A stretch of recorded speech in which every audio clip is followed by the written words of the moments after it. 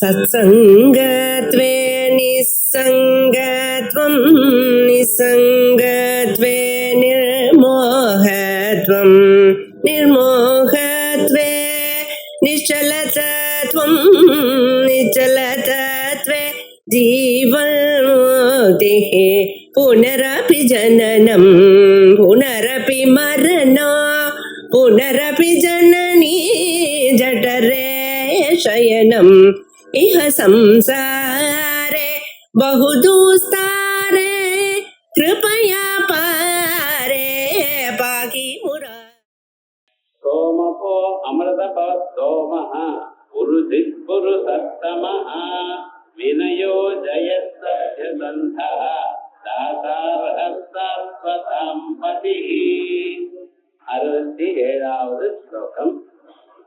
பகவானுடைய நாமக்கள்ல 500 நாம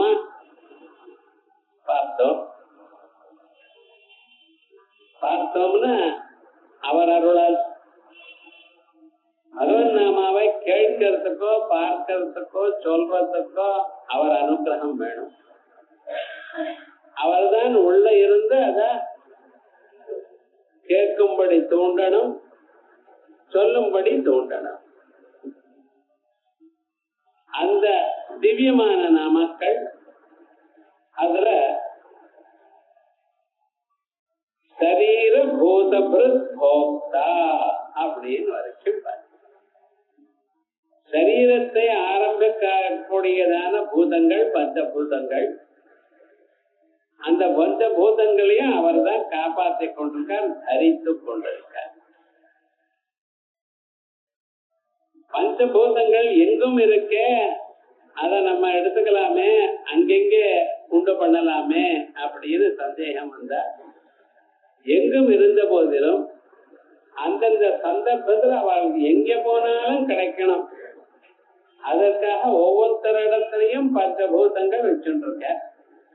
இந்த சரீரமானது இந்த ஸ்தூல சரீரத்தை விட்டு கிளம்பும் பொழுது அவளுக்கு பஞ்சபூதங்களோடயே எடுத்துன போறேன். அங்கே போறதுமே அங்கே என்ன ஆகுது, அந்த இடத்துல அவளுக்கு என்ன சரீரம் வேணுமோ அந்த சரீரம் அவளுக்கு கிடைக்கும். ஸோ இந்த பிராரப்த கர்மால என்ன மிஞ்சி இருக்கோ, எது அடுத்ததாக பலத்தை கொடுக்க சித்தமா இருக்கோ, அதுக்கு தகுந்த போல ஒரு சரீரம். அந்த சரீரத்துக்காக அது உண்டு பண்ணக்கூடியதான பூதங்கள் அங்க இல்லையே, கிடைக்கலையே, ரேஷனா இருக்கு, இதெல்லாம் கவலைப்படக்கூடாது. ஒவ்வொரு மனுஷனுக்கும் அது தகுந்தா போல அந்த பூதங்கள் எடுத்துன்னு போறோம். அதை காப்பாற்றி கொண்டு இருக்கார். உங்களுக்கு என்ன வேணுமோ எப்ப தேவைப்படுமோ அது அங்கே முன்னாலே வச்சிருக்க. அது பார்க்கணும். மனுஷாளுக்கு எந்த ஜென்மாவில எது தேவைப்படுமோ அது உங்ககிட்டயே இருக்கு. அதே போலயே உங்களுக்கு ஏதாவது வியாதி வந்தது ஏனால் அதுக்கு மருந்து உங்ககிட்டயே இருக்கு. நமக்கு தெரியல, எங்கே அலைகிறோம். ஆனா என்ன சொல்ற, ஆயுர்வேதத்துல உங்களுக்கு என்ன வியாதி வர போறதோ அதுக்கு மருந்து உங்க கொல்லையிலேயே ரெடியா போட்டு வச்சிருக்காரு. பகவான் அவ்வளவு சகாயம் பண்ணிட்டு இருக்கார் மனுஷர். அதனால அவருக்கு சரீர பூத போக்தா. அதோட மட்டுமல்ல, சுவாத்மானந்தத்தை எப்பொழுதும் அனுபவித்துக் கொண்டிருக்கார். தன்னிடத்திலேயே உள்ளூர் ஒரு ஆனந்தம் இருக்கு. அந்த ஆனந்தம் இருக்க தொட்டுதான் நம்ம எப்பொழுதுமே தூக்கத்துக்கு முயற்சி பண்ணிட்டே இருக்கோம். தூங்கணுங்கிறேன், எல்லோரும் தூங்குற அந்த தூக்கத்துல டெய்லி தான் தூங்கிட்டு இருக்கல. அது என்ன சார் ஒரு நாள் ஸ்கிப் பண்ணினா என்ன அப்படின்னு ட்ரை பண்ணி பாருங்க, ரொம்ப கஷ்டம். அந்த தூக்கம் மட்டும் வரணும், மீதி எது விட்டாலும் பரவாயில்ல. சில சமயத்துல பசியா இருந்தாலும் நான் தூங்கிட்டு அப்புறம் எழுந்துக்கு சாப்பிட்றேங்கிறான் பையன். இப்ப விவகாரம் என்ன, அந்த தூக்கத்துல அவ்வளவு பார்த்தேன். தூங்கி முழிச்சதுமே என்ன சொல்றான், அப்பாடா மதியம் தூங்கினேன், உடம்பெல்லாம் லைட்டா போயிடுது, என்ன வெயிட்டா குறைஞ்சது, வெயிட்டு குறையில. அவன் நினைக்கிறான் கிளீனா இருக்கு, சுத்தமா இருக்கு, சிம்பா இருக்கு, எல்லா காரியத்தையும் நான் பண்ணுவேன். அந்த தூங்கி எழுந்ததுமே அப்படி ஒரு ஆனந்தம் இருக்கு. அந்த தூக்கத்துல வர ஆனந்தம் என்ன, இதயத்துல இருக்கிற பரமனை பார்த்த ஆனந்தம். ஒவ்வொரு மனிதனும் தன் இதயத்துல இருக்கக்கூடியதான அந்த பரம்பொருள் கிட்ட போய் அவரோட சேர்ந்து அதெல்லாம் சதா சௌமிய சதா சம்பன்னோ பவதி. சதா சத்ரூபமான பரமாத்மாவனிடத்தில் ஹே சௌமிய குழந்தாயே சம்பன்னோ பவதி உபாதிகள்லாம் விட்டு விட்டு அதோட ஒன்னாக போகிறான் அப்படின்னு சொல்லுது. இந்த சம்பத்தி இருக்க அது ரொம்ப முக்கியம். அந்த சத்தம்பத்தினால்தான் எல்லா செயலும் மனுஷன் சௌக்கியமா ஆனந்தமா இருந்துட்டு இருக்கா. அதனால அவருக்கு போக்தான்னு சொல்லலாம். போக்தான்னு நம்ம மாதிரி கர்ம பலங்களை அனுபவிக்கிறது இல்லை. மனுஷன் கர்ம பலத்தை அனுபவிக்கிறான், பகவான் சுவாத்மானந்தத்தை அனுபவிக்கிறார். அந்த சுவாத்மானந்தம் எப்படி இருக்குன்னு உலகத்தில் இருக்கிற எல்லா ஆனந்தங்களும் அதுக்குள்ள அடங்கி கிடக்க.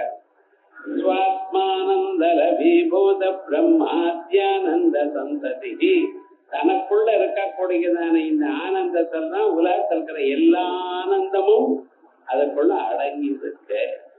10,000 ரூபாய் வந்ததுன்னா 2 ரூபாய் வந்தா என்ன லாபமோ, 10 ரூபாய் என்ன வந்த லாபமோ, 100 ரூபாய்க்கு என்ன பண்ணுமோ எல்லாம் அதுக்குள்ள பண்ணலாம் வந்தவா. அதே விதமா மிக சிறந்ததான ஒரு ஆனந்தமா பரமாத்மா இருக்க. அதுதான் அவருக்கு போக்தான்னு சொல்லி 500 நாம ஆச்சு. அதற்கு பிறகு அடுத்தது கபீந்திரஹா. இந்த கபின்னு சொன்னா நமக்கு எல்லோருக்கும் ஞாபகம் வருது குரங்கு. குரங்குக்கு அதிபதி அப்படி அது வர அர்த்தம் தான். ராமராவண யுத்தத்துல என்ன பண்ணினார், அத்தனை குரங்குகளுக்கும் இவர் அதிபதியா இருந்துட்டு எல்லாத்தையும் செஞ்சார். இதை செய்யும் பொழுது பகவான் என்ன பண்ணியிருக்கார், அத்தனை குரங்களுக்கும் முதல்ல என்கரேஜ் பண்ணியிருக்கார். யுத்தம் ஆரம்பர காலத்திலேயே எல்லாரையும் கூப்பிட்டதுமே நீங்க எல்லாம் யுத்தம் பண்ணுங்க, உங்க இஷ்டமா யுத்தம் பண்ணுங்க. உங்களுக்கு என்ன ஒரு அபயப்பிரதானம்னு ஒரு குரங்க பிராணனை விடாது. ஒரு முன்னு யுத்தத்துல போறோம், யுத்தத்துக்கு போறவாளுக்கு முன்னால என்ன இதுன்னா பிராணம் போயிடுமோங்கிற எண்ணத்துலதான் யுத்தத்துக்கு போறோம். வாருக்கு போறப்ப நிச்சயமா திரும்பி வருவோங்கிற நம்பிக்கை கிடையாது. எந்த காலத்திலேயாவது ஜெயிச்சவரை கூட பிராணன் விடலாம். ஏன்னா யாராவது ஒருத்தர் வந்து கொண்டாடிட்டாங்கன்னா பிராணம் போயிடும். இருந்த போதிலும் என்ன சொல்ற, நீங்க யாரும் பயப்பட தேவையில்லை ஒரு முன். ஆனா இன்னொன்னு சொல்லியிருக்கேன், யாரும் வேஷம் மாற்றப்படாது, எந்த குரலும் வேஷம் மாற்றப்படாது. அது ஒரு கண்டிஷன். ஏன்னா ராமனுக்கு இந்த வேஷம் மாற்றினா பிடிக்காது. தான் எப்படி இருக்குமோ அப்படிதான் இருக்கணும். இன்னொருத்தர் மாதிரி தன்னை காட்டிக்கிறது பார்த்தல அந்த ஏமாத்துறது அதை பிடிக்காது. ஒரு காலத்துல முதல்ல அனுமார் வர இருக்கு ராமனை பார்க்கறதுக்காக வரும் பொழுது சுக்ரீவன் மேல இருக்கான். மலைக்கு மேல ரிஷிருங்க மலைக்கு மேல இருக்கா, ரிஷி மூக்க மலைக்கு மேல. இவர் அனுமார் அனுப்பிச்சிருக்கார். அனுமார் வர வந்து ராமனோட நேர பேச வேண்டியது தானே அனுமார். இவர் பார்த்தார், நம்ம குரங்க இருந்தோம்னா அவர் மனுஷன் குரங்கு கூட என்ன பேசுறது அப்படின்னு பேசுவாரோ மாட்டாரோ, அதனால சரியா வராதுன்னு சொல்லிட்டு ஒரு வேஷம் கட்டிட்டார், சன்னியாசி வேஷம். அப்பெல்லாம் சன்னியாசி வேஷம் தான் ரொம்ப ஈஸி போல இருக்கு. ஏன்னா மாரீச்சனும் அந்த வேஷத்துல தானே வந்தேன். அதனால எப்படா அந்த வேஷத்தை கொண்டு வந்ததுமே ராமனோட பேசுறேன். பேசும் பொழுது ராமனுக்கு தெரிஞ்சு போயிடுச்சு, ஓஹோ இவர் நிஜமான व्यक्ति இல்லை. அதுக்கப்புறம் அவரோட பதில் சொல்லணுமா இல்லையா, பதில் சொல்லல. லக்ஷ்மணனை கூப்பிட்டு நீ பதில் சொல்லிட்டா பார்த்த, அது சொல்றப்ப கேர்ஃபுல்லா பதில் சொல்லுங்கிற. லக்ஷ்மணன் ஆதிசேஷ அவதாரம், வியாக்கரணம் உள்ள தெரிஞ்சவர். அவர்கிட்ட சொல்ற பத்திரமா பேசுவனோட. ஏன் அப்படின்னா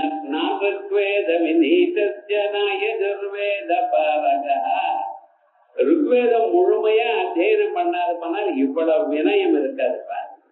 ருக்வேதத்துக்கு சுலபம் என்னன்னா மனுஷர்களுக்கு வினயத்தை கொடுக்கும். எதிர்வேதத்துக்கு வளர்ச்சி பேசக்கூடியதான யோக்கியத்தை கொடுக்கும்.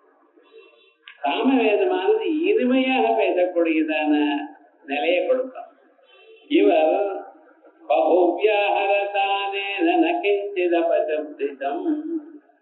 இவ்வளவு நேரம் பேசியிருக்க, இருந்தாலும் ஒரு மாறான சொல்லு வரல. ஆகையால் பத்திரமா அவர் இடத்துல பேசுகிறார் அப்படின்னு அனுமாருக்கு கொஞ்சம் ஒரு மாதிரி ஆயிடுச்சு. ஏன்னா நான் ராமனோட பேசும் பொழுது அவர் தான் நமக்கு பதில் சொல்ல. நீங்க யாரோட பேசுறோட அவர் பதில் சொல்லாம பக்கத்துல இருக்க நீங்க அவங்களுக்கு பதில் சொல்றதுன்னு என்ன அர்த்தம்? அதுவா அவர் ராஜா தூத் அனுப்பிச்சிருக்கார். அவர் ராஜா தூத் அனுப்பிச்சிருந்தா இங்க இருந்து யாரு சார் போனோம்? ராஜா தானே போனோம். அப்படித்தானே? வெளியூர்ல இருந்து ஒரு பிரசிடென்ட் வர, நம்ம பிரசிடென்ட் போனோம். நீங்க இங்க இருந்து பிரசிடென்ட் போனா அந்த ஒரு பிரசிடென்ட் வந்த மரியாதை அழைக்கணும் வந்தாதான் மரியாதை. அந்த ஊர்ல ஒரு மினிஸ்டர் வந்து கூப்பிட்டு வந்தாருன்னு வச்சுங்களேன், அது மரியாதை. அந்த எட்டிக்பட்ட இது தெரியணும், கௌரவம் தெரியணும். அதனால ராஜா அனுப்பிச்சிருக்க, நான் ராஜாவில் இருந்துட்டு இருக்கேன், ஆகையால் நீ பேசு அப்படின்னு நினைச்சிட்டார் அனுமான். ஆனா விவகாரம் அது இல்லை. நான் யாரோடையும் பேசுவேன், எனக்கு கர்வமோ இந்த மரியாதைகளோ வேண்டாம். ஆனா என்னன்னு, ஒரு மனுஷன் தன்னிலையே மாற்றப்படாது, ஒருத்தரை ஏமாத்துறதுக்கு முயற்சி பண்ணப்படாது. அவர் அனுமாராவே குரங்காவே வந்திருந்தா நான் நிறைய பேசிருப்பேன். ஆனா மாத்தி வைக்கணும்.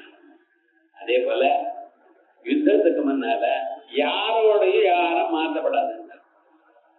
மாற்றப்படாதுன்னு எப்படி? அதுவா இந்த ஜாம்பவான் இது போல இவரெல்லாம் இருக்கா பதில, அவெல்லாம் என்ன பண்ண தன் சைஸ குறைச்சுண்டா. அது பண்ணலாமா? வேஷத்தை மாற்றப்படாதே தவிர ஒரு சன்னியாசியாவோ வேற ஆகிறது சின்னதாகவோ பெரிய ஆகலாம். அதே போல அனுமார் லங்கைக்குள்ள போகும் பொழுது மாத்திர சின்ன பூனை மாதிரி சின்னதாயிட்டான். பெரிய குரங்கா இருக்கிறவர் பூனை மாதிரி சின்னதாகி தன்னுடைய மனத்தை குறைச்சுட்டு அப்படி போனார் அப்படின்னு சொல்ல. அப்படி கபீந்திரன்னா அத்தனை குரங்குகளுக்கும் அதிபதியா இருந்தார். அதிபதியா இருந்து அன்னைக்கு என்ன பண்ணார் தெரியுமா? எந்த குரங்க பிராணனை விட்டாலும் அந்த குரங்க சமுதிரத்தை தூக்கி போடக்கூடாது, அது அங்கேயே கிடக்க. என்ன சுவாமி இப்படி சொல்றேன்? ஏன்னா யுத்தத்துல ரூல் என்னன்னா, யாராவது பிராணனை விட்டா அவள் அங்கிருந்து எடுத்துருவா அந்த சரீரத்தை. என்ன மற்ற இருக்கிறவாளுக்கு இத்தனை பேர் காலமாயிட்டாலே அப்படின்னு ஒரு இது வருமா, டிப்ரெஷன் வந்துடும், நம்ம தோத்து போயிடுவோம். அப்படியே வச்சிருக்க சொன்னார். ஏன்னா அனுமான் அங்கிருந்து சஞ்சீவ மலையை கொண்டு வந்தார். அத்தனை குரங்களும் எழுதிருந்தான். அதோட இல்ல, அதுக்கு அடிப்பட்டதான அடியெல்லாம் போய் நீட்டா போயிடுது. சரீரத்துல ஏதாவது முன்னால வியாதி வந்து அதுவும் சரியா போயிடுது. ஏன்னா சஞ்சீவ மலைகள் தான் இப்ப என்ன ரொம்ப புல்லாயிடுது, ஆனந்தமா. அப்படி அந்த கபிகளுக்கெல்லாம் குரங்குகளுக்கும் இவைகளுக்கும் ஒரு ராஜாவா இருந்து கொண்டு அவளை காப்பாத்தினார்.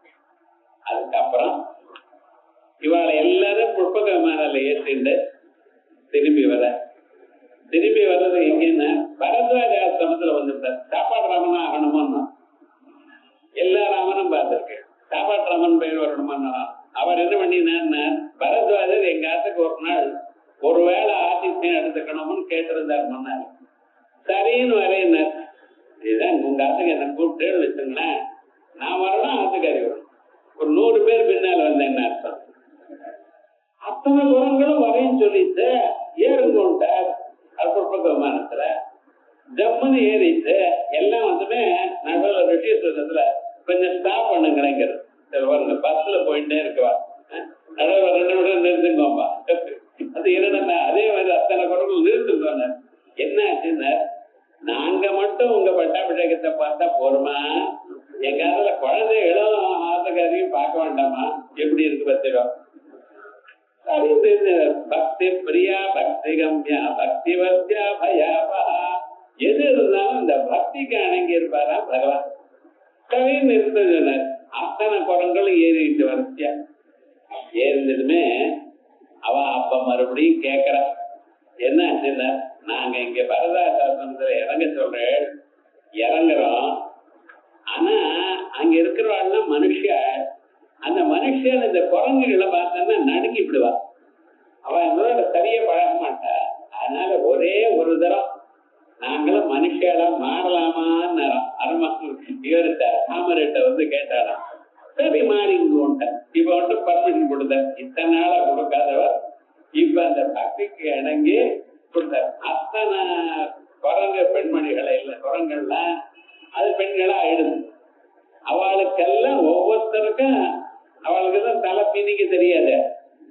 அத்தனைக்கும் கழுதல்லிய கைகையோളം தலை பின்னி பூச்சி விட்டு எல்லாம் பண்ணினாலும் பட்டாபிஷேகத்தை ராமாயணத்துல இத்தனை விசேஷமா சொல்லுச்சு. என்ன அத்தனை குரங்குகளுக்கு ராஜாவா இருந்து கொண்டு அவளுக்கு சந்தோஷத்தை கொடுத்தவர் அப்படின்னு ஒரு அர்த்தம். கபீந்திரங்கிற பதத்துக்கு என்ன அர்த்தம்? இப்படி ஒரு அர்த்தம். அதற்கு பிறகு கபின்னு சொன்னமையானால் சூரியனுக்கு ஒரு பேர். கம் ஜலம் பாதீதி பிபதீதி கபிஹி. கம்னா ஜலம்னு அர்த்தம். தீர்த்தத்தை குடிக்கிறவர். சமுத்திரத்தில் இருக்கிற தீர்த்தமோ பூமியில எங்கெங்க மூலையில தீர்த்தம் இருக்கோ அத்தனை தீர்த்தத்தையும் அவர் குடிக்கிறார். குடிச்சுட்டு என்ன பண்றார்? தான் குடிச்சுட்டு சும்மா விட்டுறாரா? இல்ல. சஹஸ்ரகுணமஸ்ரம் ஆதத்தேஹிரதம் ரவிஹி. அது 1000 மடங்கு உங்களுக்கு திருப்பி கொடுக்கணும் சார். அதான் மகான்கள் பண்ணக்கூடியதான காரியம். ராஜாக்கள்லாம் என்ன பண்றா? டாக்ஸா வசூல் பண்றா. அது உங்களுக்கு 1000 மடங்கு உபயோகப்படுறா போல உங்களுக்கு பண்ற. நீங்களா ஒரு காரியத்தை பண்ண முடியாது. அத்தனை டாக்ஸும் வாங்கிட்டு ஜனங்களுக்கு நல்லதை பண்றா. ராஜாக்கள் அப்படி பண்ணிட்டு இருக்கா. அதே போல சூரியனும் என்ன பண்றா?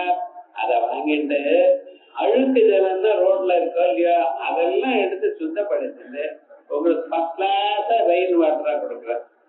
அந்த மழையில இருந்து வரக்கூடிய ஜலம் இருக்க பட்சல அது அப்படியே குடிச்சோமானால் ஒரு தோஷமும் வராது மனுஷன்.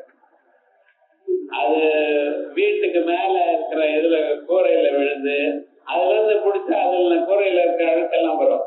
அது அப்படியே மேல என்ன இருக்கோ அது அப்படியே விழுந்ததுன்னா அந்த ஜலம் வந்து பரிசுத்தமான ஜலம்.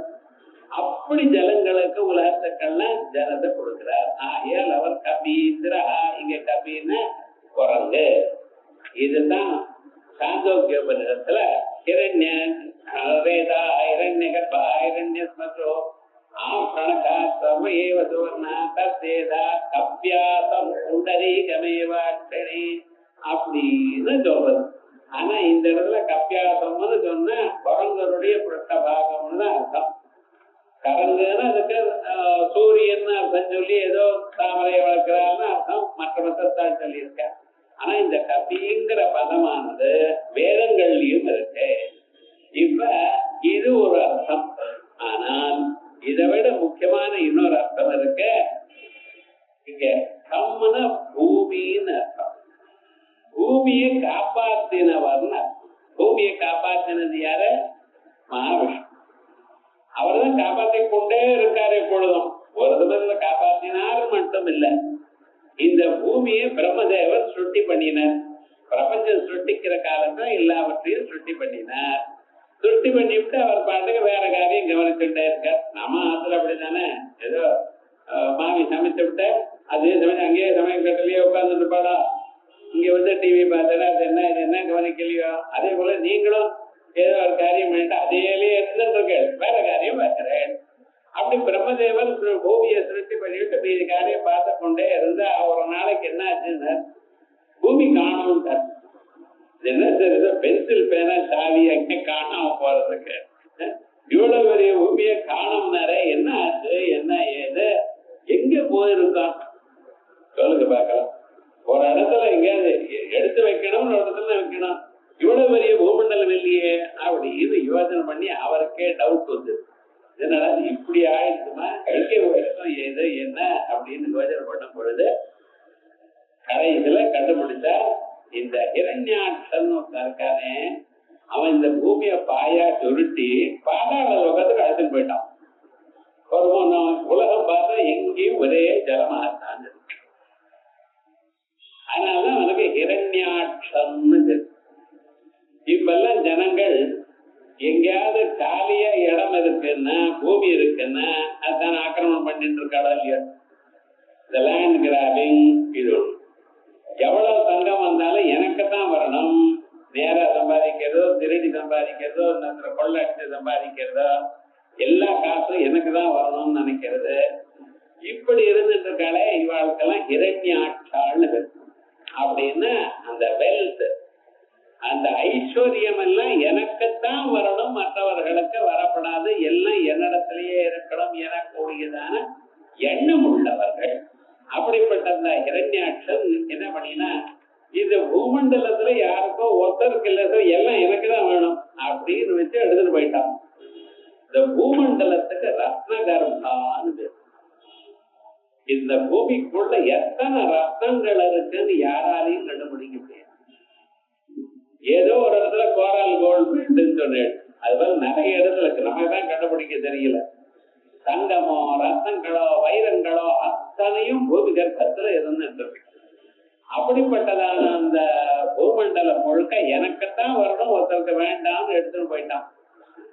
இத ஆஹா இப்படி ஆயிடுது, என்ன பண்றது அப்படின்னு மகாவிஷ்ணுட்டை சொல்றார். என்ன ஸ்திதி காலத்துல எல்லாத்தையும் காப்பாத்துறவர் அவர் தானே, சகத்தையும் காப்பாத்தணும். இப்படி ஆயிடுது, நான் சொட்டி பண்ணினேனே எங்கேயோ போயிடுதேன்னு மகாவிஷ்ணு பார்த்தார். ஒண்ணும் கவலைப்படாதீங்க, உங்க ஊருக்கு போக மாட்டார். எப்படி இருப்பாரு, இவர் கஷ்டம் இருக்குதா ப்ராப்ளம் இருக்குன்னா அவர் பாட்டுக்கு பரவாயில்ல ஒண்ணும் கவலைப்படாது என்கிட்ட சொல்லிட்டு நீ பாட்டுக்கு நீ போ. எங்க போறது, உங்க ஆத்துக்கு போட்ட பிரம்மலோகத்துக்கு போற. போனதுமே வர வழியிலேயே என்னமோ தெரியல சளி பிடிச்சா போல. சளி எல்லாம் மனுஷர்களுக்கு தான் பிடிக்கும், தேவதைகளுக்கு பிடிக்குமா? அது மாதிரி ஆச்சா. என்னடா ஆச்சுன்னார், மூக்கவதனை அப்படியே கசக்கினார். அங்கிருந்து ஒரு தும்மல் வந்தது. தும்மல் வந்து அவங்க வந்து ஏதோ சின்னதாக ஒரு பொருள் வெளியில வந்தது. அந்த ஆகாசத்துல இருந்து பூமிக்கு கீழே விழறப்ப அதுக்குள்ள யானை விட பெருசா போயிட்டுதான். அவ்வளவு பெரிய வராகம் அப்படியே கீழே விழுந்து ஜலத்துல விழுந்து ஜலத்துக்குள்ள நேரம் உள்ள போன. அந்த தபேன்னு குதிச்சார் பார்த்தீங்களா, அந்த குதிச்சதுமே அந்த உள்ள இருக்கிற பாதாள ஹிரண்யாட்சனுக்கு இது தெரிஞ்சது. அந்த சத்தத்தினால யாரான கதையில வரும் பொழுது அவர் ரெண்டு பேரும் முட்டி மோதி அந்த ஹிரண்யாட்சனை கொன்னு அந்த பூமியை எடுத்துன்னு வந்து ஜலத்துக்கு மேல அப்படியே பிளேஸ் பண்ணிவிட்டார். அதனாலதான் இன்னும் ஜலத்துக்குள்ள முதக்கிறது. பூமண்டலம் முழுக்க எங்கும் சுத்தி சமுத்திரம் தானே இருக்க, அதுக்குள்ள முதக்கி கொண்டிருக்கு. அப்படின்னு எப்படி பாலுக்கு மேல பாலை காய்ச்சி அப்படியே வச்சோமையானா கொஞ்ச நேரத்துக்கு பாலுக்கு மேல ஆடையா எப்படி நிக்கிறதோ அதே போல பூமி எல்லாம் சமுத்திரத்துக்குள்ளதான் மேல ஆடையா நிக்கிறது அப்படின்னு வேதம் சொல்றது. அதனாலதான் பூமியை நீங்க நோண்டினீங்கன்னா உள்ள ஜலம் தான் இருக்கு. என்னடா நான் ஜலத்துக்கு மேலதான் நோண்டி இருக்கேன், ஜலம் இருந்துட்டு இருக்கு. அப்படி சகல பூமியில ஜலம் இருக்கு, பூமியில நெருப்பு இருக்கு. ரெண்டு கல்ல வேகமா அடிச்சோம்னா நெருப்பு வருதோ இல்லையோ. பூமிக்குள்ள காத்து இருக்குன்னு ஏன்டா மலையை அடிக்கிறா உடைக்கிறா. உடைக்கும் பொழுது மலையை உடைக்கும் பொழுது கல்லை உடைக்கும் பொழுது அதுக்குள்ள இந்த தேர வருது, சவுக்கமான குதிச்சு வருது. சார் இத்தனை நாளா இந்த கல்லுக்குள்ள எங்க இருந்ததுன்னு பகவான் தான் கேட்கணும். என்ன கேட்டேன்னா அதுக்குள்ள அந்த தேர அதுக்குள்ள இருக்கா போலையும் அது வாழறா போலையும் அதுக்கு வேண்டிய ஆகாரமும் அதுக்கு வேண்டியதான ஒரு காத்தும் எல்லாத்தையும் அதுக்குள்ள தயார் பண்ணிட்டு இருக்க. அந்த தேரை உடைச்சதுமே வெளியில வந்த பிறகு அது அட்ஜஸ்ட் ஆகுது பார்த்தீங்களா. அங்க இருக்கக்கூடியதான காத்து இல்லாத இடத்துக்கும் வெளியில வந்ததுமே அட்ஜஸ்ட் ஆகும். இங்க இருந்து நீங்க பத்ரிநாத் கேதார்நாத் அங்கே இங்கே போயிருந்தா ஆக்சிஜன் ரொம்ப குறையும் சார். இந்த மருந்தெல்லாம் எடுத்துன்னு போன உங்களுக்கு சொல்றோம். அந்த தேரைக்கு யாரு சொன்ன முழுக்க பாருங்க சௌக்கியமா இருக்கும் இல்லையா. அப்ப என்ன ஒவ்வொரு பிராணியும் காப்பாற்றி கொண்டிருக்கார் பகவான். ஆகையால் இவருக்கு வராக ரூபமாக இருந்து காப்பாற்றினத்தினால் அவருக்கு கபீந்திரா பாருங்க. கபிஷ்டாதோ இந்திரஸ்தாயதே கபிஹி வராஹ வராஹம் பபுராஸ்திதா கபீந்திரா. இது கவனிக்கணும்.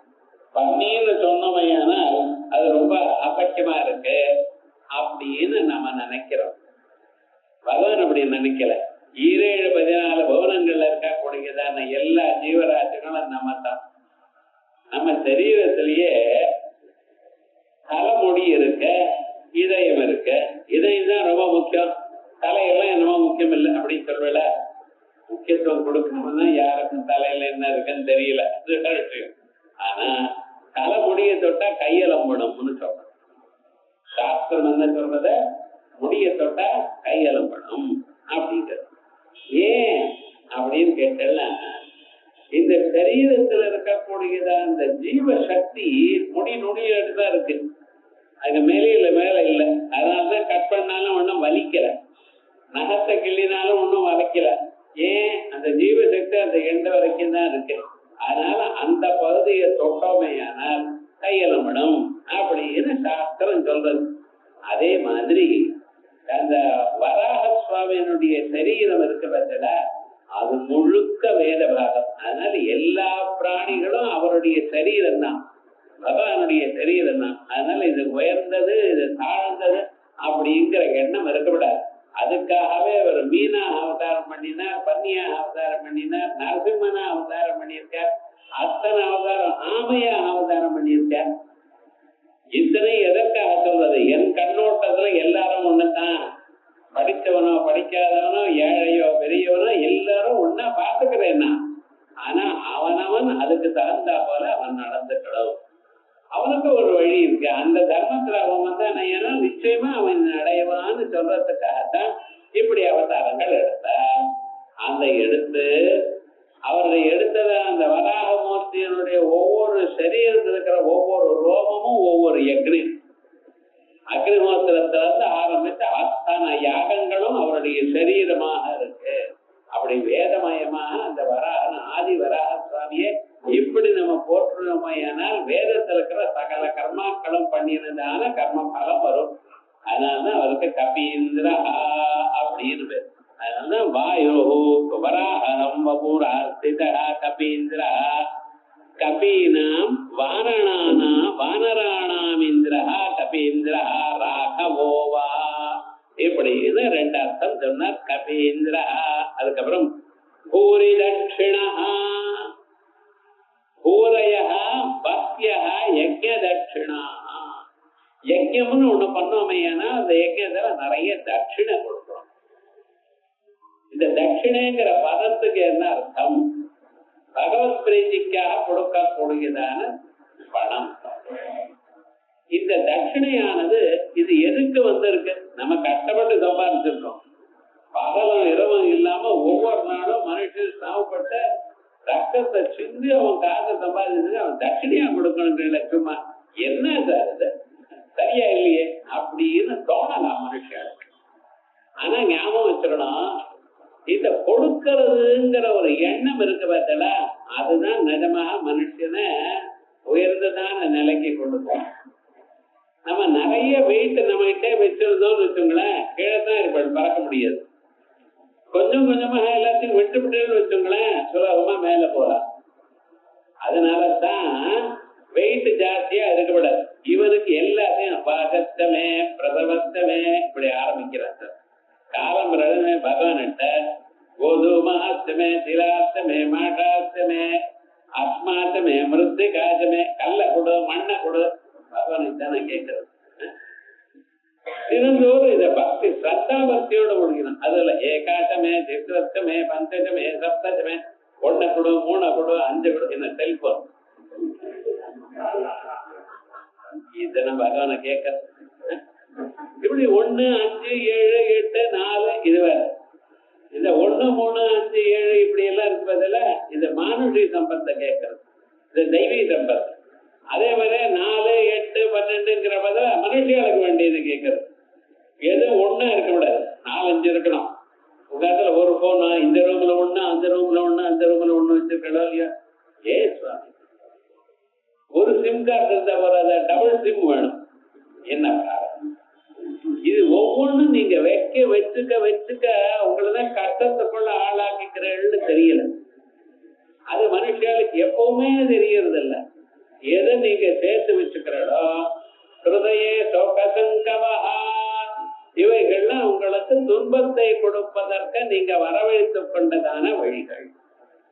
எதுவுமே இல்லாம எல்லாத்தையும் விட்டுவிட்ட ஆசிரமத்துல இருந்து பழகிக்கோன்னு சொல்றது. பழைய நாள்ல வார்த்தகே முனிவரத்தே நாம் யோகே நாம் சேதனுத்யஜாம். மனுஷன் எப்படி வாழணும்? எவ்வனே அபியஸ்த வித்யானா, சின்ன வயசுல பால்யத்துல அபியஸ்த வித்யானா எவ்வனே விஷயை எவ்வளமா இருக்கும் பொழுது எல்லா விஷயங்களும் அனுபவித்தோம். வார்த்தகே ஆபீஸ்ல இருந்து ரிட்டையர் ஆன பிறகு இப்பதான் இந்த ரிட்டையர்மெண்ட் ஏஜ்ங்கிறது தெரியல. சில பேர் 50ன்னா 58ன்னா 60 இருந்தா போறோம், 65 வேணும் சண்டை போட்ட நாட்கள்லாம் உண்டு. இப்ப புதுசா வந்த ஜெனரேஷன் 45ல ரிட்டையர் பரவாயில்ல எல்லோரும் நினைக்கிறான். என்னத்தான் தெரியும், என்னமோ அவளுக்கு இந்த 45 50 ஆயிரம் இனிமேல் நம்மளால வாழ முடியாது சார், அவ்வளவு டென்ஷன். ரிட்டையர் ஆனா தேவையில்லைங்க. பழைய நாள்ல ரிட்டையர் ஆயிட்டா என்ன பண்றதுன்னு முதல்ல வீட்டை விட்டு வெளியேறணும். இப்ப ரெடியா இருக்கா எல்லாத்தையும் மட்டும் காட்டுக்கு போகணும். ஆதுக்காரர் 2 பேரும் மட்டும் தம்பதிகள் மட்டும் தனியா இருக்கணும். எதுக்கு தனியா இருக்கணும்? அதுவா தனியா இருந்து பழகிக்கணும். இது வேணும் அது வேணும் எல்லாம் வேணும் அப்படிங்கிற சொகுசுகள் எல்லாம் விட்டு ஏகாந்தமாக அந்த வெளியில நேச்சர் எப்படி இருக்கோ அப்படி அதோட சேர்ந்து பழக தெரியணும். உங்களுக்கு எல்லாத்தையும் சேர்த்து வச்சு இந்த வசதிகள்லாம் விட்டு தனிமையாக இருக்க கத்துங்களை, ஏன்னா அதுதான் நிஜமான ஒரு ஆனந்தம். மனுஷனுக்கு நிஜமான சந்தோஷம் ஆனந்தம் இது இந்த சோஃபாவோ டிவியோ ஏசியோ ரெஃப்ரிஜிரேட்டரோ இதெல்லாம் கொடுக்கல. ஒரு செகண்ட் கரண்ட் இல்லைன்னு இவன் பண்ற பாடு பார்த்தல இத்தனையும் இருக்கு. கரண்ட் காலமே 10 மணிக்கு எடுத்துட்டா அப்பவும் கட்டப்படுறான், 11 மணிக்கு எடுத்துட்டா கட்டப்படுறான், மத்தியானம் 1 மணி அப்பதானே நான் படுத்துக்கிற சமயம் அப்ப இல்லையேங்கிறான், 3 மணிக்கு எடுத்துட்டா அப்பதானே நல்ல ப்ரோக்ராம் டிவியில இருக்கு அப்ப எடுக்க முடியலங்கிறான். இவனால அது இல்லாம இவன் வாழ்க்கை ரொம்ப கட்டப்படுது. அதெல்லாம் ஒண்ணுமே கிடையாது கிராமாந்தரத்துல. அப்படி இருந்து வாழ்ந்தாங்க யார சாதாரண மனுஷன், ராஜாக்கள் உட்பட, ரகுவம்சத்துல ராஜாக்கள் உட்பட இதனை விட்டு தனியாக இருந்தாராம். இப்படி தனியாக இருந்து இருந்து அவளுக்கு என்ன ஆயிடுதுன்னு சௌக்கியமா இருக்கக்கூடியதான நிலை வந்தது. அவைகள் இல்லாத போனாலும் தனக்குள்ள தான் ஆனந்தத்தை பார்த்துட்டு பகவான தியானம் பண்ணிட்டு இருந்தா. அதனால யாரா பெரியவா வந்தா அவளுக்கு ஒரு நமஸ்காரம் பண்ணிட்டு வருவான், மனசாந்தி வரும். யாரு தபஸ் பண்றாளோ, யாரு பகவன் நாமாவை சொல்லிட்டு இருக்காளோ, யார் நல்ல வாழ்க்கையில வாழ்ந்து கொண்டிருக்காளோ அவள் கிட்ட போய் அவளை பார்த்தா போறோம், அவளை நமஸ்காரம் பண்ணா போறோம், மனசுல இருக்கிற கவலை எல்லாம் குறையும். வேற ஒண்ணும் வேண்டாம். இந்த நிலை வரத்துக்காக அவன் என்ன பண்ணினா எல்லாத்தையும் விட்டு விட்டா. தியாகே நைகேன அமிர்தத்வமானசோ, தியாகத்தினால்தான் எல்லாத்தையும் அடைஞ்சார்கள், மோட்சத்தை அடைஞ்சார்கள். சேர்த்து வச்சுண்டத்தினால இல்ல. நிறைய காசு உங்ககிட்ட இருக்குமே ஆனால், நிறைய சொத்து இருக்குமே ஆனால், ஊர்ல இருக்கிற ஜனங்கள்லாம் உங்களோட வந்து பேசி பேசி கடைசியில உங்களை ஒன்றும் பண்ண விடாம பண்ணிவிடுவாங்க. ஆனா ஒண்ணும் உங்கள்கிட்ட இல்லைன்னு யாரும் விட மாட்டாங்க. அதை முதல்ல தெரிஞ்சுக்கணும். ஏகாந்தமா நீங்க சௌக்கியமா இருக்கணுமே ஆனால் எதையும் சேர்த்து வச்சு கூடாது. சேர்த்து வச்சு கூடாதுன்னு என்ன பண்ணணும்? நீங்க எல்லாருக்கும் கொடுக்கணும்.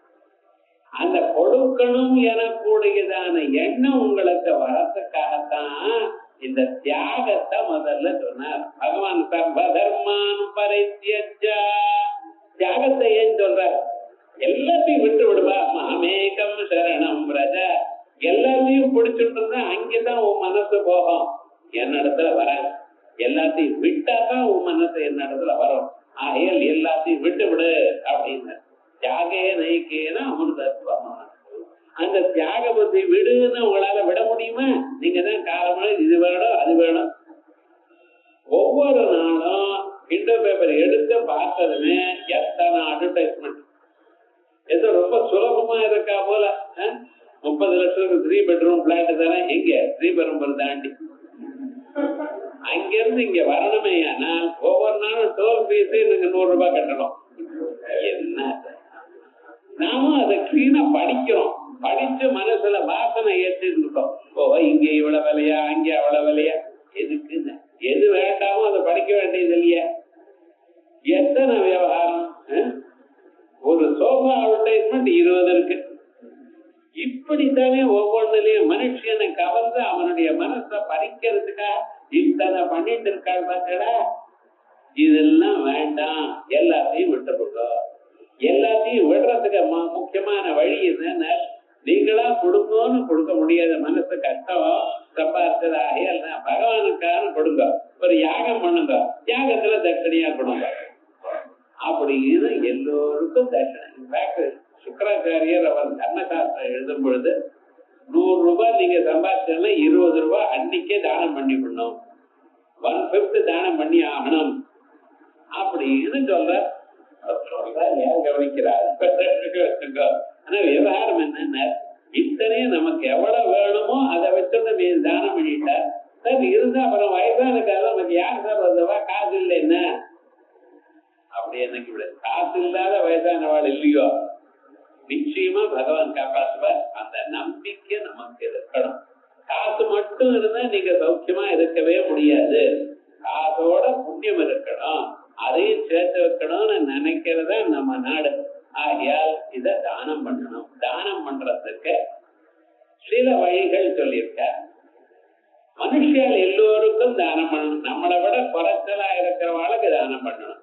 அது சாதாரணமா ஜெனரல் எல்லோருமே நாம ஒரு நிலையில இருக்கோம், நம்ம நிலையிலிருந்து கீழ் நிலையில இருக்கிற ஆளுக்கு நம்ம தானம் பண்ணணும் அப்படிங்கிற ரூல்.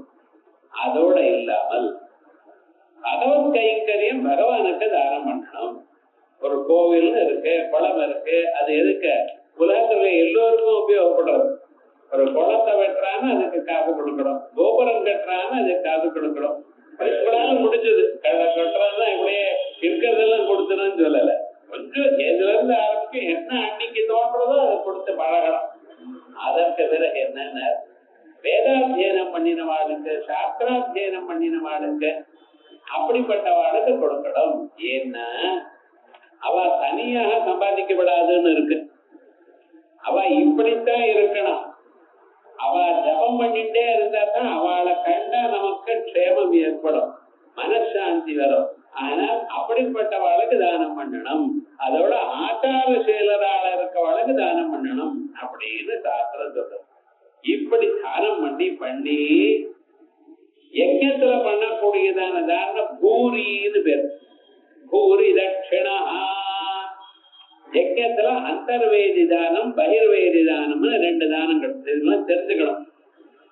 வேதினா யஜ்ஞம் பண்றதுக்கு முன்னாலேயே அதுக்கு மேல அந்த யாகம் பண்ணக்கூடியதான இடம் இருக்கு பார்த்தல, அந்த இடத்துக்கு பக்கத்திலேயே ஒரு இடம் வச்சிருப்பான்.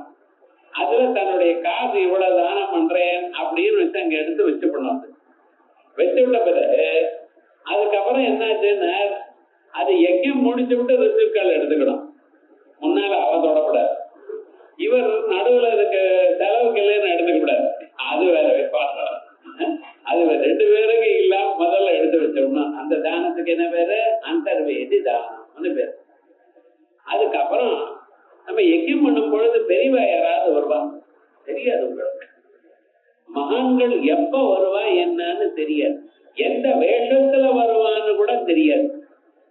நம்ம படகு ஏதோ பண்ணிட்டே இருக்கோம், ஒரு மகாவத்தர் வந்ததுமே என்னன்னா ரொம்ப விசேஷம், அவர் தானம் பண்ணாங்க.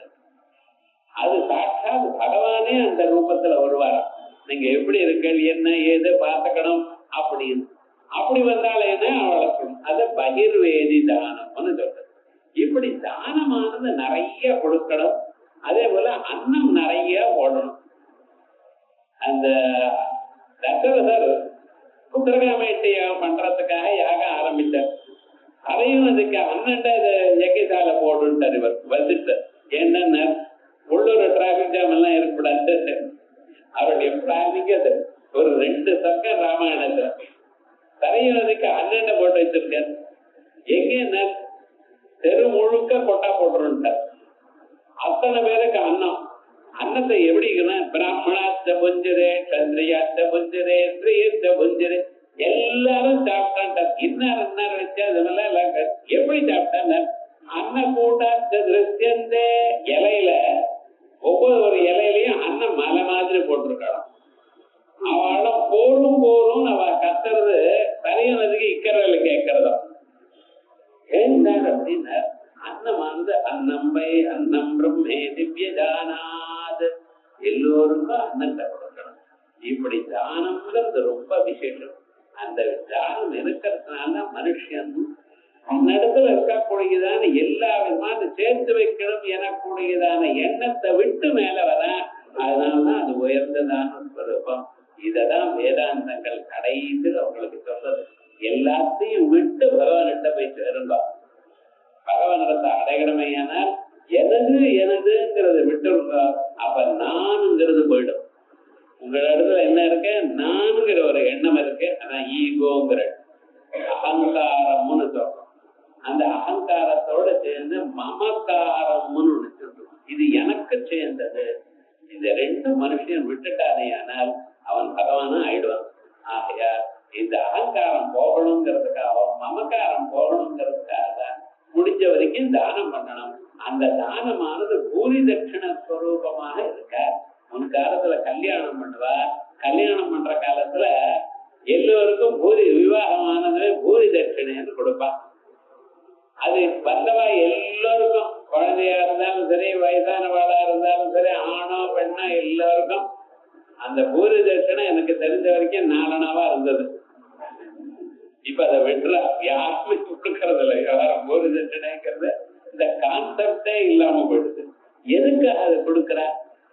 நீங்க கல்யாணம் பண்றதுக்கு யாரோ ஒரு மகாத்மா வருவார் சுவாமி, அவருக்கு இது விழுந்தது ஏனால், அவருக்கு அது உபயோகப்படுறது ஏனால் இந்த தம்பதிகள் சாஸ்வதமா சௌக்கியமா இருப்பாங்க. அதனால பகவான் இந்த ரூபத்தில் தான் இருப்பார்னு நினைக்கவே முடியாது. எந்த வேஷத்திலையும் இருப்பார். எந்த சமயத்திலேயாவது உங்களை அனுகிரகம் பண்றதுக்கு காத்துன்னு இருப்பார். அது அவளுக்கு போகணும். அதே போல யாக சமயத்திலையும் பூரி பக்யா யஜ்ஞ தட்சிணாஹ தர்ம மரியாதாம் தர்சயதா யஜ்ஞம் குர்வதோ வித்யந்தே இது பூரி தட்சிணா அப்படின்னு 2 நாமாக்கள். அடுத்தது சோமபோ அமிர்தப சோம புருஷத்தம வினயோஜய சத்யசந்த தாசார்ஹஸ்தாத்வதாம் பதி சோமபஹ. இதற்கு முன்னால அவர் அமிர்தபானம் பண்ணி கொண்டதா சுவாத்மானந்தத்தை அனுபவித்த சரீர போத போக்தா போக்தான்னு சொன்னேன். இங்க இது பண்ணிட்டு இருக்க சோமம் விபதீதி. நீங்க எந்த யாகத்திலையும் எந்த பூஜையிலையும் எதை பண்ணினாலும் அது அவருக்கு தான் போய் சேர்றது.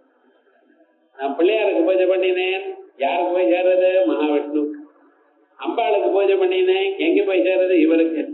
என்ன சார் இப்படி இருக்கு? எல்லா இயக்கமும் கடைசியில் அங்கேதான் போய் சேர்றது. கன்சாலிடேட்டட் ஃபண்ட் ஆஃப் இந்தியா தான் அங்க போய் சேர்றது. விவகாரம் முழுக்க என்ன விவகாரம்? எந்த இது பண்ணாலும் அங்க போய் சேருது. அது மாதிரி என்ன சர்வதேவதா வடிவமாக அவர் இருக்க.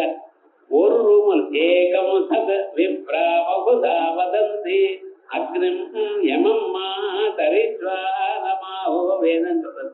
அக்னியாகவோ யமனாகவோ காத்தாகவோ ஒரே தெய்வம் தான் இருக்க.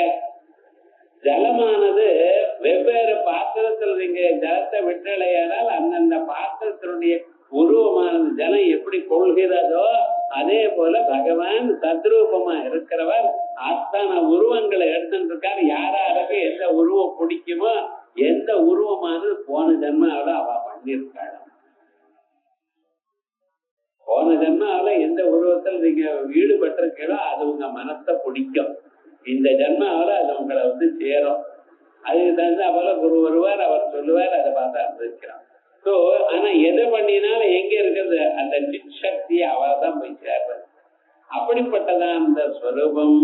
எல்லா தேவதா வடிவமாக இந்திரன், அக்னி, யமன், சோமன் எந்தெந்த தேவதைகளுக்கு யாகத்துல நீங்க ஹோமம் பண்றீங்களோ அந்த தேவதைகளுக்கு கொடுக்கக்கூடியதான பதார்த்தங்கள் எல்லாம் இவர்கிட்ட போய் சேர்றது. இவர் அதை அனுபவிக்கிறார். சோமபஹ சோமம் பிபதீதி சர்வ யஜ்ஞேஷு யக்தவ்ய தேவதாரூபேண.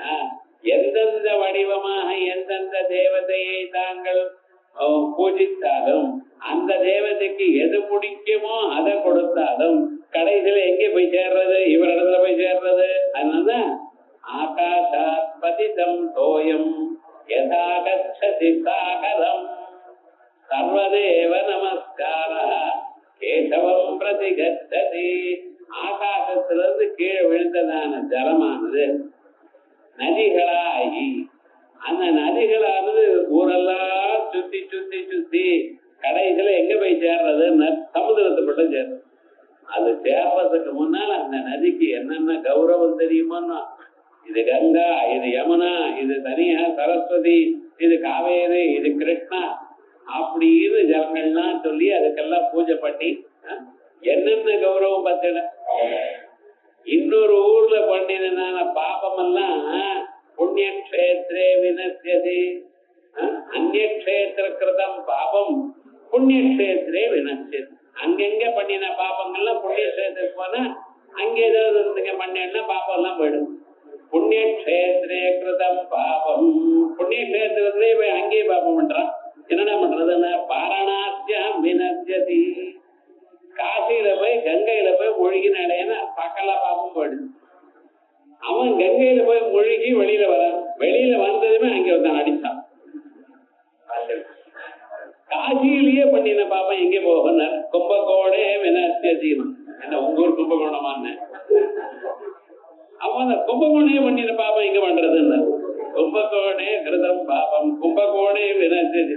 அதுக்கு அத்தூர்ல இருந்து இறங்கி போக விட மாட்டான்.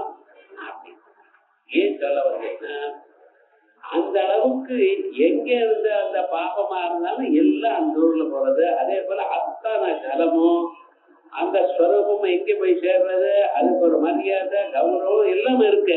ஆனால் சமுத்திரத்தோட ஒன்னார பரியந்தம் ஒன்ஸ் சமுத்திரத்தோட ஒன்னா சேர்ந்து போயிடுது. ஏனால் இனிமேல் அதுக்கு பேர் இல்ல, ஊர் இல்ல, சமுத்திர இத்தியேவம் புரோச்சதே.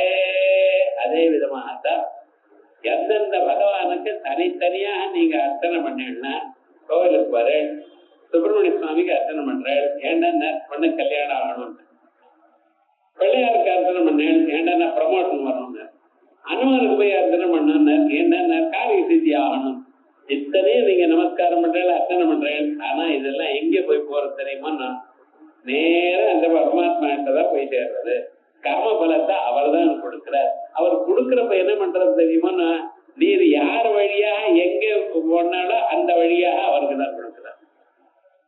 மயிலாப்பூர்ல இருக்கக்கூடிய கற்பங்காம்பாளுக்கு நமஸ்காரம் பண்ணீங்கன்னா கற்பங்கான்கள் வழியாக தான் உங்களுக்கு பலம் வரும். இங்க எங்கே அப்ளிகேஷன் போட்டாலும் அங்கேதான் வந்து சேரும். இதெல்லாம் பழைய நாள்ல வச்சிருக்கான விவகாரம் முழுக்க. திருப்பதி சுவாமிக்கு வேண்டிட்டு அது உபரியப்பன் கோவில்ல சமாதானம் பண்ணலாமான்னு கேட்டான். என்ன பண்றது? பணங்கோட்ட வேற கோவில அங்கே போக முடியல, தரிசனமே வரமாட்டேங்கிறது. நீங்க இந்த ஸ்ரீனிவாச பெருமாள் பண்ணுங்க விவகாரம். ஆனா விவகாரம் என்னன்னா, உங்களுக்கு எங்கெங்க நீங்க தியானம் பண்றீங்களோ, எந்த மூர்த்தியை பின்பற்றீங்களோ அதன் வடிவமாக உங்களுக்கு பலம் வருது. ஆனா பலத்தை கொடுக்கிறவர் எங்க பரமாத்மா. சோமபா யஷ்டவ்ய தேவதாரூபேண சோமபா கர்ம மரியாதாம் தர்சயன்னு யஜமான ரூபேணவா சோமபா. சோமபான யஜ்யம் பண்றவன். பாருங்க, நம்ம நாட்டுல பகவானும் அந்த செய்யக்கூடியதான செயலும் அதை பண்றவனும் எல்லாம் ஒண்ணுதான். யாரு பகவானை சேவிக்கிறான் அந்த பக்தன், அந்த பகவானுக்கு சமானமான ஸ்டேட்டஸ் கொடுத்திருக்கோம். இது எங்கேயாவது சொல்லுவாடா? இவன் பகவானுக்கு பக்தன் இருக்கான், அவருக்கு சேவை பண்ணிட்டு இருக்கான், சேவகனா இருக்கான், அகிஞ்சனா இருக்கான். தாசதாச தரமாவதி தாசதாச தாசஸ்ய தாச இதுவே ஸ்மரமே முக்குந்தாங்கிறார் குலசேகர ஆழ்வார். உன் தாசனுக்கு தாசனா தாசனுக்கு தாசனா என்ன நானே அப்படிங்கிற. ஆனா நாம என்ன நினைக்கிறோம், பகவானுக்கு எந்த ஸ்வரூபமோ அதே ஸ்வரூபம் தான் நான். அதோட மட்டும் இல்ல, அவனை நான் உத்தமனா கிரகிச்சேன்னு வேறு சொல்ல. அபிச்சே சுதுராச்சார பஜதேமா அனன்யபா. எவ்வளவு பாபம் பண்ணினவனா இருந்த போதிலோ என்ன நினைச்சு தீர்மானம் பண்ணிவிட்டான், இனிமேல உன்னை கருணாகத்தை அடையிறேன்னு எப்ப சொன்னானோ பழைய கணக்கெல்லாம் எடுத்து மூடித்துடு, புதுசா ஒரு கணக்கு போடு. என்ன விவகாரம்? நல்லவன்னு எழுதுட்டார். பதில சாதுரேவ சமந்தவ்யா சமயக் வியவசித்தோ ஹிதா. அந்த அளவுக்கு எஜமானனையும் நம்ம பகவான பார்த்து கொண்டிருக்கோம். சோமபா, பிறகு அமிர்தபா, அமிர்தத்தை பருகினவர். அமிர்தம் பருகினவர் தரவர். அமிர்தத்யதாரா பகுதா தோகமானம் சரணன்னோ லோகே. வேத சொல்றது அவரிடத்துல தான் அமிர்தம் வருது. நீங்க அவரை சகசிராரத்துல நினைத்தேளையானால் சுதா சிந்தோர் மத்தியே சுரவிட அப்படின்னு ஆனந்தமா பகவானை தியானம் பண்ணீங்கன்னா உங்க சகசிராரத்துல இருந்து சரீரத்தை அமிர்த பெருக்கு ஏற்படுறது. இதுக்கு பகவான் அமிர்தத்தை குடிக்கணுமா வர இல்ல, அமிர்தத்தை குடித்தான்னு அந்தந்த வடிவமாக அத்தனை தேவதைகளுக்கு அமிர்தத்தை குடிக்க பண்ணி சொன்னார். தேவதைகளுக்கெல்லாம் அமிர்தத்தை பருகணும்னு ஒரு ஆசை வந்துருச்சு. எதுக்காக அரக்கர்கள் அடிச்சுட்டே இருக்காரு. இந்த அரக்கர்களுக்கு ஒரு ஆச்சாரியன் சரியான ஒரு குரு கிடைச்சது. அந்த குருவானவர் நமக்கு நல்லா அமையறத வாழ்க்கையில கட்டணும். அது அமைஞ்சதுன்னா எல்லாமே வந்துருது. அவர் பார்த்துப்பார். இந்த சுக்கராச்சாரியர் ரொம்ப தபஸ்வியவர், ஆச்சரியமான தபஸை பண்ணினார். தபஸ் பண்ணி என்னன்னா அவருடைய தப பிரபாவத்தினால கமண்டலத்துல ஜலம் வச்சுருக்க, யாராவது பிராணனமான அந்த ஜலத்தை போய் தெளிப்பார். தெரிஞ்சதுமே என்ன ஆச்சுன்னா அத்தனை பேருக்கும் மறுபடியும் உயிரோடு எழுந்துப்பா. அதோட மட்டும் இல்ல, கிழவனாரா இருந்தவர் உயிரோட இருந்தா நல்லா யுவாவா ஆயிடுவோம் போறோம்னா. அதனால யாருக்கும் மரண பயமே இல்லாம போயிடுச்சு. ஏதோ வியாதி வந்து பிராணம் போயிட்டான்னு ஒண்ணும் கவலையப்பட வேண்டாம். இதுவரை சுக்கராச்சாரியருக்கு டெலிபோன் பண்ண போறோம். அவர் நினைச்சா புழுமுழு